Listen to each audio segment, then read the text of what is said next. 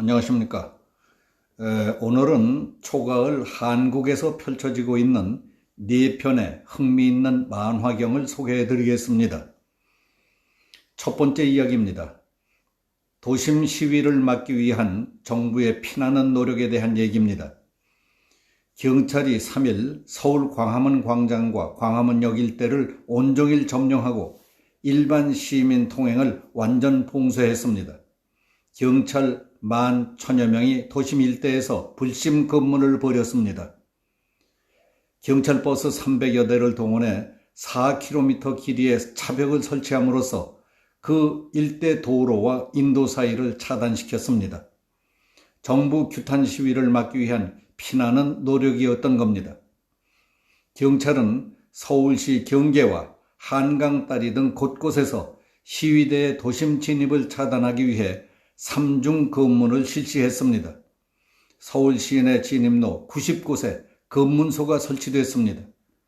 태극기 등을 실은 차량은 통행을 금지시켰습니다. 인도 위에도 철제 바리케이트를 세워서 시민 통행을 막았습니다.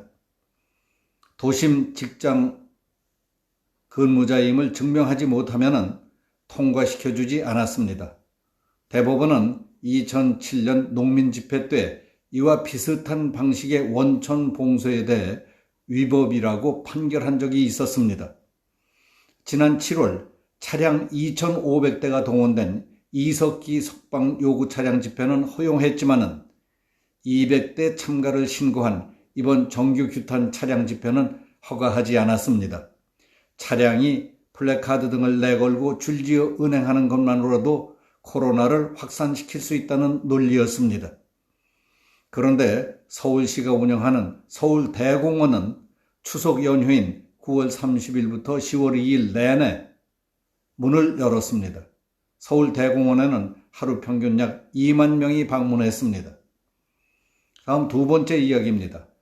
북한의 눈치까지 살피는 우리 군의 조심성에 대한 얘기입니다. 해경과 해군은 북한군 총에 총살당한 해수부 공무원 이모 씨의 시신 수색 작업을 서해 북방 한계선에서 남쪽으로 8km 이상 떨어진 해역에서만 벌이고 있는 것으로 확인됐습니다. 우리 측의 정당한 수색 작업을 영해 침범이라고 억지 주장을 하며 NLL 무력화 시도를 한 북한의 의도에 말려들고 있다는 지적이 나오고 있습니다. 국민의힘 정점식 의원실이 해경에서 제출받은 자료에 따르면 해경과 해군은 우리 NLL 이남 8km 떨어진 남쪽의 한에서만 이씨 시신 수색 작업을 벌였습니다. NLL과 근접한 지역까지 수색 활동을 할 경우에 북한군과의 충돌 상황이 벌어질 수 있다는 이유 때문이었습니다.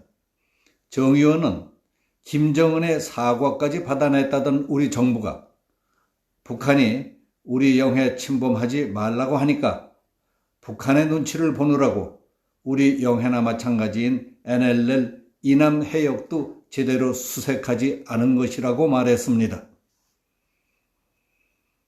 북한 조선중앙통신은 지난달 27일 남조선 당국에 경고한다는 글에서 우리 해군과 해경의 수색 작업을 겨냥해서 우리 북측 수역을 침범하고 있다. 무단 침범 행위를 즉시 중단할 것을 요구한다고 했습니다. 미안하게 생각한다는 김정은의 발언이 전해진 지 이틀 만에 있었던 일이었습니다. 세 번째 이야기입니다. 개성이 강한 어느 장관 남편의 소신에 관한 이야기입니다. 코로나19 때문에 외교부는 전 세계에 여행 특별주의보를 내려서 여행을 삼가달라고 권고하고 있습니다. 그러나 강 외교부 장관의 남편은 수억 원짜리 요트를 구입하기 위해 미국 여행에 나선 것으로 알려졌습니다. 강 장관 남편인 이일병 연세대 명예교수 블로그와 KBS 보도 등에 따르면 이 씨는 요트 구입을 위해 지난달 미국 여행 비행기표를 예매했고 미국 비자도 신청한 것으로 나타났습니다. 미국 여행 목적은 요트 구입과 함께 미국 동부 해안, 카리브해 항해였던 것으로 보입니다. 이 씨는 블로그에 올린 글에서 켄터 50일 선주와 연락을 주고받고 비행기표를 예매했다. 앞으로 크루징은 요트에서 살다가 심심하면 이동하는 식으로 살게 될 것이라고 썼습니다. 이를 두고 전직 외교부 고위 관계자는 집안 사람도 설득시키지 못하는데 국민을 향한 호소가 어떤 설득력을 가지겠느냐고 했습니다. 강 장관은 그동안 해외 언론 인터뷰와 각종 세미나 등을 통해 이른바 K-방역의 우수성을 전 세계에 알리는 역할에 앞장서 왔습니다. 다음 네 번째 얘기입니다. 가수 나훈아를 향한 어느 국민의 소망에 관한 이야기입니다. 저는 훈아 형이 교육부 장관이었으면 좋겠습니다. 소크라테스하고 호형호재하는 사이니 철학이 빈곤한 우리 교육에 희망을 줄 것 같기 때문입니다.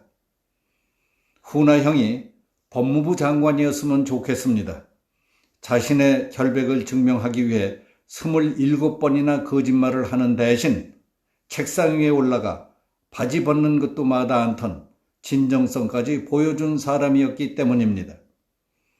훈아 형이 광복회 회장이었으면 좋겠습니다.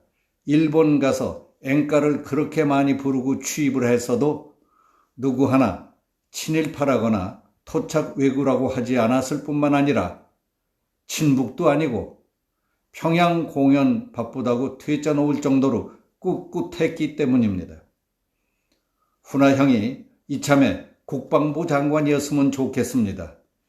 역지사지한다며 평양 공연 달려가지 않은 것을 보면 훈아 형이라면 국민 피살 사건은 벌써 쾌도난마로 끝냈을 것이기 때문이었습니다. 훈아 형이 끝내는 대통령이었으면 좋겠습니다. 훈아 형의 쇼는 시청자들 모두가 감동하는데 청와대 쇼는 모두 돌아서서 욕하는 사람들이 너무 많기 때문입니다. 청와대 쇼 전부 합쳐도 훈아 형 쇼 한 편의 감동에 비하면 잽이 되질 않습니다. 훈아 형은 출연료 없이 나와서 노래 몇 곡으로도 코로나에 지친 민심을 다독이는데 코로나를 통치 수단으로 표현의 자유까지 무관용 제한하려 하니 훈아 형에 열광할 수밖에 없기 때문입니다. 훈아 형, 그 많은 노래 가운데 울긴 왜 울어가 저는 제일 좋습니다. 지금 대한민국은 울어야 할 시간인 것 같아서 말입니다. 여기서 마치겠습니다. 감사합니다.